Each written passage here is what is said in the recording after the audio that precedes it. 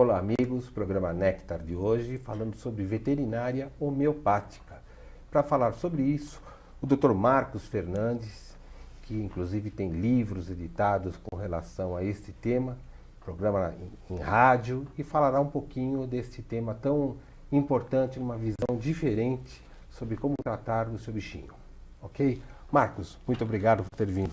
Eu que agradeço, Roberto. Muito obrigado pelo convite. Será um prazer. Bem, a homeopatia, ela se utiliza muito da essência do entendimento da alma humana no tratamento, né? Quando nós vamos levando isso para o campo da veterinária, como que se procede essa metáfora, esse mesmo raciocínio para poder cuidar do animal? Perfeito, excelente pergunta. O medicamento homeopático, ele é prescrito baseado no estudo da personalidade e da enfermidade que o animal apresenta. Nós fazemos, é uma terapia holística, vê o paciente como um todo, e a gente considera tudo nele, a parte física, a parte emocional, a parte mental. E agora, nós estamos considerando até a parte do tutor. Tutor seria o que nós chamávamos no passado de dono ou proprietário do animal. Nós mudamos o nome. Um nome meio pedante, meio estranho mesmo. Gostei da palavra tutor. É verdade, até porque você pode ser dono da sua casa, do seu carro, né? Mas você pode ser dono de um ser que é sersciente. Seres serscientes são seres que têm dor de alma. A ciência comprova que os animais hoje têm angústia, têm tristeza, né? Têm saudade. Então, quem tem esses sentimentos não pode ser um simples objeto. Sim, é verdade.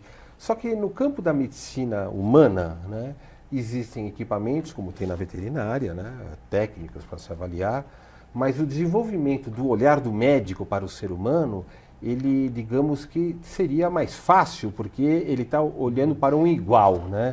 Olhar para um ser vivo, também filho de Deus, mas que não tem a mesma essência corpórea, isso te obrigou a desenvolver novas percepções e características para poder atender o animal?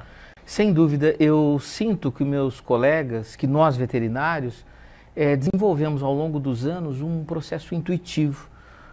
Chega a ser até uma percepção extrasensorial, para entender a dor que o animal sente. Pior, no nosso caso, no caso dos homeopatas, nós buscamos entender a dor da alma, né? Não somente a dor física, que está ali, às vezes até gritante e fácil da gente reconhecer, mas a dor da alma é mais difícil. Por exemplo, às vezes o animal está doente porque ele perdeu o seu proprietário, ou o seu tutor, melhor dizendo, né? O seu tutor faleceu. E aquelas cenas que a gente vê em filmes do animal sob o túmulo são constantes, né? São constantes. Então, a gente tem que ter a percepção de entender que ele sofre de saudade, ele não está consolidando essa perda, ou está com dificuldade de consolidar essa perda.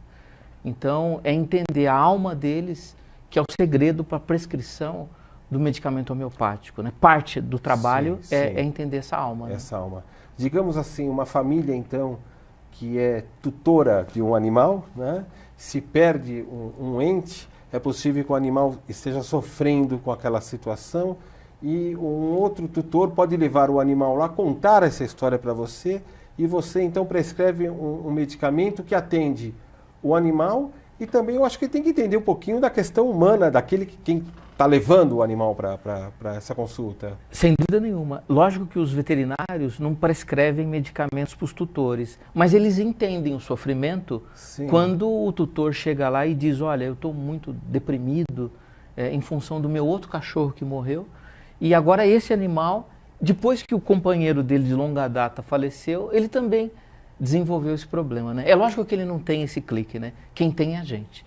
Quando chega algum animal doente, né, eu sempre pergunto, aconteceu alguma coisa diferente na sua casa nos últimos tempos? A pessoa fala, olha, eu estou me separando, o meu filho está usando droga, o meu marido está desempregado, ou nós perdemos uma pessoa querida na família, ou um animal querido, né? Então, entender de uma forma muito sutil isso, né? E isso impacta, então, na saúde do animal. Ele começa a apresentar resultados corpóreos, físicos, de algum tipo de debilidade e de deficiência. Exatamente, ele somatiza no corpo. Ele somatiza, como nós. Como nós. Puxa, exatamente, ele somatiza no corpo físico todas essas dificuldades. Essas emoções que o animal convive com os seus familiares, familiares humanos, né? Sim, sim. E no caso, as pessoas por vezes adotam os animais até porque possui alguma dificuldade emocional que esteja vivendo naquele momento e tal, né? Isso é positivo, isso não é positivo para o animal? Como que funciona essa dinâmica? É uma boa pergunta, tanto que a humanização hoje, o excesso de humanização, é um dos maiores problemas que nós temos. Né? Parafraseando Hipócrates, ele dizia que a diferença do remédio e do veneno é a dose. Verdade. Se a falta de amor mata, o excesso é tão prejudicial quanto. Então nós vemos hoje muitas pessoas carentes, que sofrem processos carenciais, emocionais, que adotam um animal, adquirem um animal e dão um poder muito grande a esse animal em relação à vida delas. Na verdade é um vazio, né, que essa pessoa tem por dentro, que ela não preencheu e que ela deveria, né, através de um processo psicológico, um processo de análise, entender o que lhe falta e não colocar o animal... Porque você é psiquiatra também, né? Psicanalista. Psicanalista, né? Psicanalista também. Quer dizer, então você entende bem essa dinâmica, né? Entendo. Eu queria te fazer uma pergunta que eu diria até um pouco indiscreta. Eu vejo muitas pessoas que colocam animais na cama. Eu, pessoalmente, eu acho isso um equívoco, né? Qual é a sua visão sobre este procedimento? Eu concordo com você, eu entendo que é um equívoco também. Embora... Hoje o processo de humanização está tão acelerado, está tão intenso, que isso passou a ser o de menos. É engraçado, mas o que é o processo de humanização? Porque, a princípio, a pessoa mais humana é aquela que estaria mais próximo do entendimento da vida, né? Mas você está dando uma dinâmica diferente para a expressão. Na verdade, o animal humanizado é um animal que tornou-se homem. Sim. Pelo poder do seu tutor, que normalmente coloca o animal no lugar de alguém. Então a pessoa não tem filho, coloca o cão no lugar do filho. Aí o animal está humanizado. Humanizado. Então. Sim. Porque ela o vê como um membro da mesma espécie ao qual ela pertence. E não como um animal. E aí que começam os grandes erros. Sim. Então dormir com o cachorro, eu entendo que não é correto. Mas hoje é uma prática comum. Tem coisas muito mais graves. Por exemplo, pessoas que pintam a unha dos cachorros. Pessoas que passeiam com o cachorro no shopping num carrinho de bebê. Sim. Né? Quadros, eu diria, importantes para esse tutor discutir com o seu psicólogo ou seu psicanalista. Porque se ainda você estivesse fazendo bem para o animal, eu concordaria. Mas não. Humanizando, você está retirando do animal seus instintos. Sim. A essência dele. A essência, você está matando esse animal. Né? E por isso que os animais hoje estão deprimidos, ansiosos, têm transtorno obsessivo compulsivo, né? Tem medo, tem pânico, porque tudo isso não é dele, isso é nosso. E a impressão minha, as doenças passaram então a ter quantidade de doenças humanas maiores, como você está dizendo, inclusive o câncer, que me parece hoje a gente vê com um tanto quanto comum nos animais isso, que era uma doença essencialmente humana, digamos assim. Bem observado. O caso do câncer é um processo multifatorial que está ligado ao fato dos animais estarem vivendo mais. Então é a doença da terceira, da quarta idade. Mas não é só isso. Estilo de vida, ração, alimentação industrializada, excesso de medicamentos. Por isso que somos homeopatas, né? Porque buscamos terapias que não têm efeitos colaterais. Mas no caso do câncer específico, os animais eles estão pegando as angústias, as mágoas, as dores da alma. Que é uma típica doença do ser humano que é detentor do... Exatamente. O animal ele capta isso, ele lê o inconsciente do seu tutor e somatiza no seu corpo. Eu imagino que tem o tutor e tem o animal. Há um fio ligado entre os dois. Tudo que eu sinto, né, o meu animal sente. Quando ele está humanizado. Se ele está lá no quintal vivendo com outros animais, ele está preservado, protegido disso. Ele está no habitat dele, Exatamente. Né? Ele está se socializando, convivendo com membros da espécie ao qual ele pertence. Ele é um cachorro. Agora, se eu trago ele muito para próximo de mim, humanizando, eu estou fazendo com que ele adoeça das minhas doenças, né? Sofra das minhas questões. Sim. Que em geral não são poucas, né? Não. A gente já vive uma série de transtornos pessoais, né? Ao contrário, são muitas, né? A gente até estava conversando com a Marcele antes da entrevista, né? Todo mundo deveria fazer análise, né? Quem deveria fazer análise? Todo mundo que tem pai e mãe, por exemplo. Tem que fazer análise. A princípio, sim. Ou seja, todos nós temos que buscar o autoconhecimento. Verdade. Para acionar algumas chaves e cadeados que tem e que nos travam em muitas questões. Pessoal, profissional, financeira, enfim. Sem dúvida.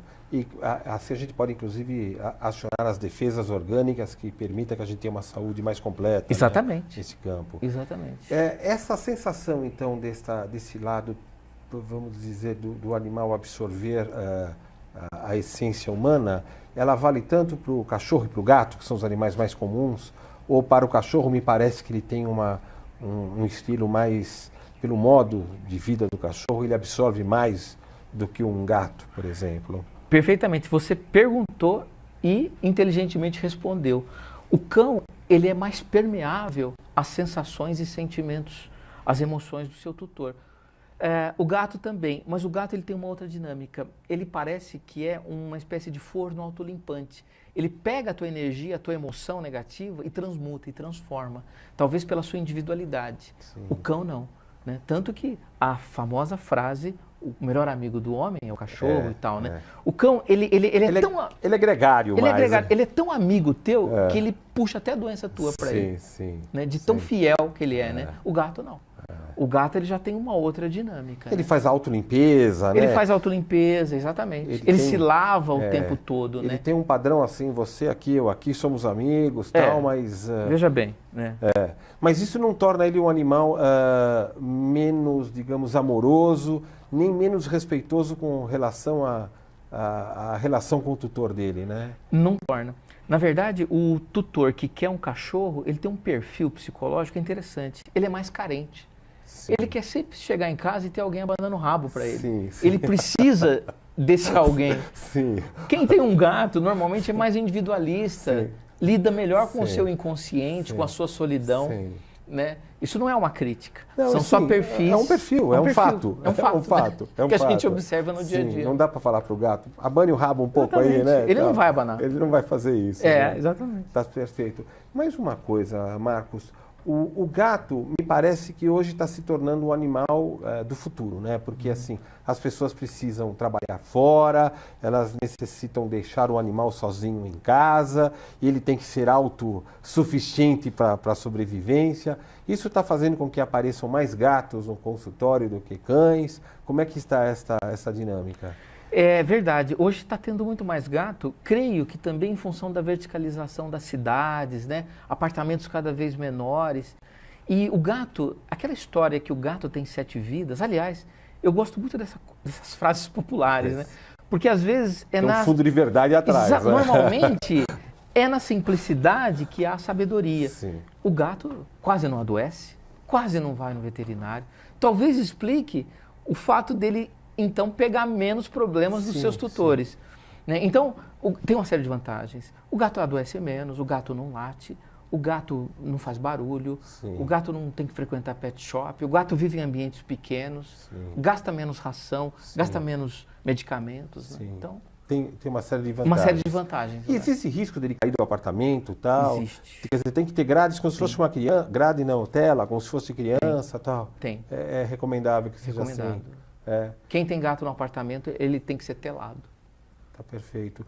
E as raças, assim como os cães, possuem, digamos, perfis psicológicos de acordo com a raça, o gato, o angorá, outro tipo de gato, existe também esse perfil, ele é mais, digamos, não é tão separado assim? Não é tão separado assim.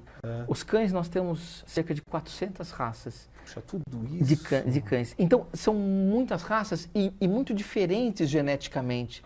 Tamanho, personalidade, pelo, constituição, psiquismo, né? Os gatos já não. São menos raças e eles têm mais ou menos um mesmo padrão, um mesmo modus operandi, assim. É lógico que eu não sou um especialista em raça de gato, mas para quem até pode diferenciar características de uma raça ou outra. Mas é muito sutil essa diferença, mas é sutil. Né? O cão é mais gritante, né? E na alimentação, tanto do cachorro quanto do gato, os tempos de hoje nos obrigam, então, a ter um olhar mais natural para isto, adicionar outro tipo de alimentação que vá além das rações tradicionais? Eu entendo que sim. Como homeopata, eu vou muito na medicina complementar, na medicina alternativa. E as rações comerciais, elas são muito ricas em corantes, conservantes, palatabilizantes. Os tais aditivos alimentares, que poderiam estar relacionados hoje com o aumento da prevalência das doenças crônicas. Sim. Câncer, diabetes, alergia. Né? É óbvio que a gente não pode afirmar isso, mas tudo indica que sim. Mais ainda, o animal que come uma comida caseira, ele se sente mais feliz, mais realizado. Se a gastronomia é um prazer para o homem, por que não é para o animal?